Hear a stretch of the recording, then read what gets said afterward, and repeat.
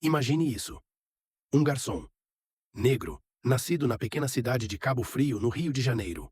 Um homem simples, frequentador de igreja, que chegou a cogitar se tornar pastor da Igreja Universal.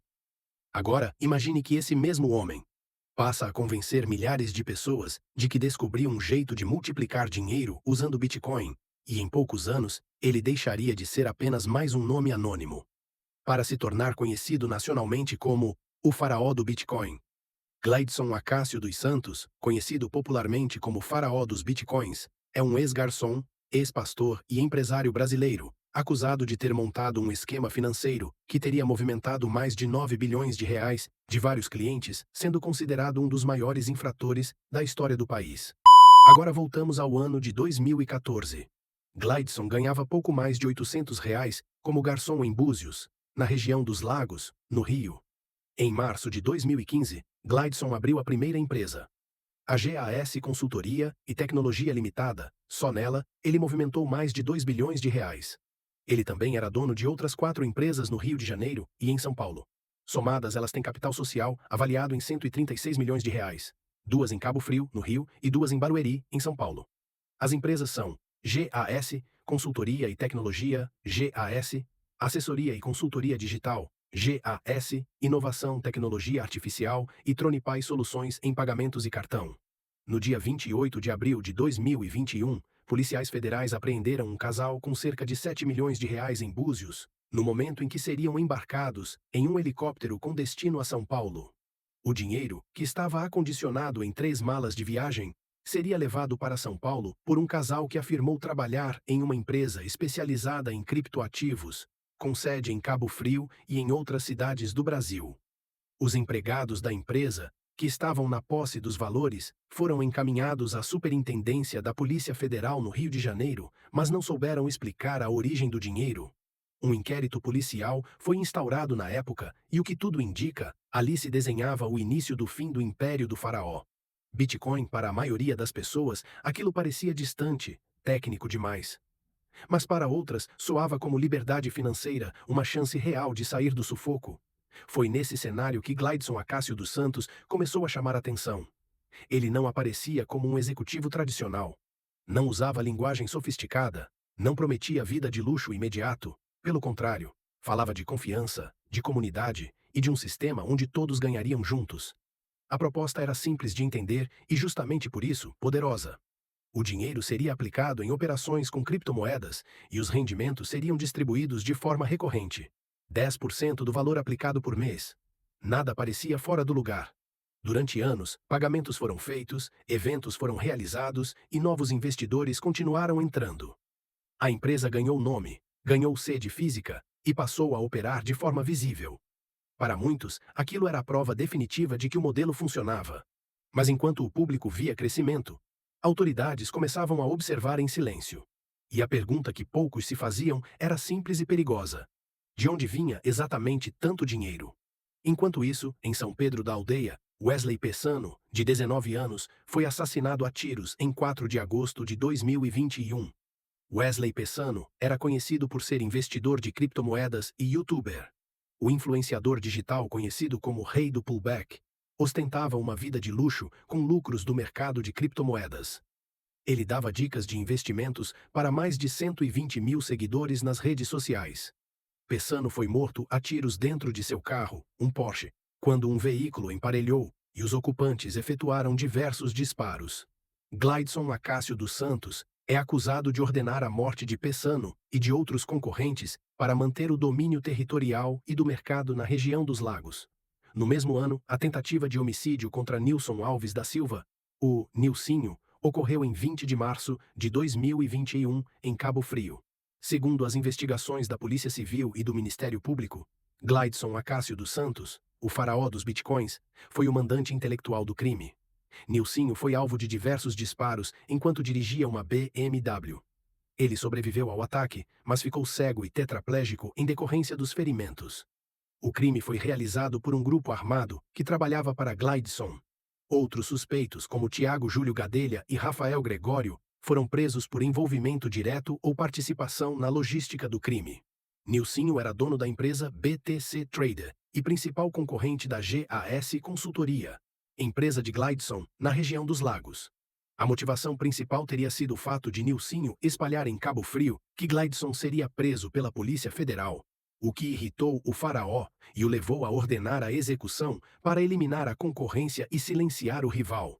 Glideson criou o fantástico investimento sem risco. É como uma caixa mágica na qual você apenas coloca o dinheiro, nunca perde e ainda ganha 10% fixo todo mês. O dólar pode cair, o Bitcoin desabar que não tem problema. A galinha da gás põe apenas ovos de ouro. Quem é mais experiente no mercado de criptomoedas, ou mesmo de ações, sabe o que é a angústia de ver quedas de 30% e não saber se é hora de vender ou manter os ativos. Sabem que o futuro é sempre incerto. O futuro pode ser uma oportunidade, mas também é sempre um risco para o capital. Só que o esquema comandado por Glideson repete o mecanismo de tantos e tantos golpes que ocorreram no passado. Não se trata de Bitcoin, é somente a construção da ilusão de investimento. A Gas Consultoria é uma reprise do que já vimos tantas e tantas vezes. Miner World, Unique Forex, Atlas Quantum, Bitcoin Banco, entre outras, repetiram o padrão de usar o Bitcoin para atrair os incautos e mascarar o velho esquema de pirâmide financeira. Cada faraó tinha sua igreja de seguidores, formada por vários tipos de pessoas. Os gananciosos, os ingênuos, e os vendedores de sonhos para os ingênuos e gananciosos. As narrativas mudam, mas o princípio contábil se mantém. O dinheiro dos novos entrantes paga os rendimentos dos antigos. Pega o que é de Pedro para pagar o de João. A grande sacada de Glideson foi ter criado os contratos de 1 ano para receber o principal de volta. Isso garante os retornos fixos por um tempo e evita as corridas de saques. Então, por exemplo, se uma pessoa coloca R$ 100.000 na Gas em um contrato, ela vai recebendo por alguns meses o próprio dinheiro que ela colocou lá. Com isso, o sistema vai se retroalimentando, impulsionado pelo exército de vendedores que ganham gordas comissões sobre cada pacote vendido. E é por isso que o esquema segue em andamento. Os vendedores seguem vendendo para os incautos e gananciosos. O movimento pró-Glideson segue com a narrativa de que Glideson está sendo perseguido pela Globo, bancos, Igreja Universal, etc. O que não vai mudar é o padrão de sempre. Em algum momento, o esquema vai parar de pagar. E ninguém receberá o dinheiro de volta. Como aconteceu em todos os casos parecidos, como é o padrão da velha conhecida pirâmide financeira. Em 25 de agosto de 2021, Glideson foi preso na Operação Cryptos, da Polícia Federal, do Ministério Público Federal e da Receita Federal, por operar um esquema de pirâmide financeira. A Comissão de Valores Mobiliários, CVM, multou em mais de R$ 34 milhões por realizar compras sem qualquer tipo de registro. Em 24 de janeiro de 2024, a venezuelana Mireles Dias Zerpa, a esposa de Glideson, foi presa em uma operação de uma colaboração entre a Polícia Federal do Brasil, o U.S. Immigration and Customs Enforcement e o Serviço Secreto Norte-Americano em Chicago, nos Estados Unidos. Após ser declarada foragida desde 2021. Em janeiro de 2025, conseguiu suspender na justiça um pedido de deportação para o Brasil. Ela seria uma das pessoas deportadas pelo governo do segundo mandato do presidente dos Estados Unidos, Donald Trump. Em 4 de março de 2025, Ricardo Rodrigues Gomes, o piloto, que é apontado pela Polícia Federal e pelo Ministério Público Federal como o principal operador de Glideson, foi preso na Flórida, nos Estados Unidos, após ser foragido desde 2021. Em 16 de maio de 2025, a Justiça do Rio de Janeiro confirmou a antecipação dos efeitos da falência da Gas Consultoria e Tecnologia, controlada por Glideson Acácio dos Santos, e decretou a quebra da empresa. Em 21 de junho de 2025, Mireles Dias Zerpa chegou ao Aeroporto Internacional do Galeão, no Rio de Janeiro, após ser deportada dos Estados Unidos.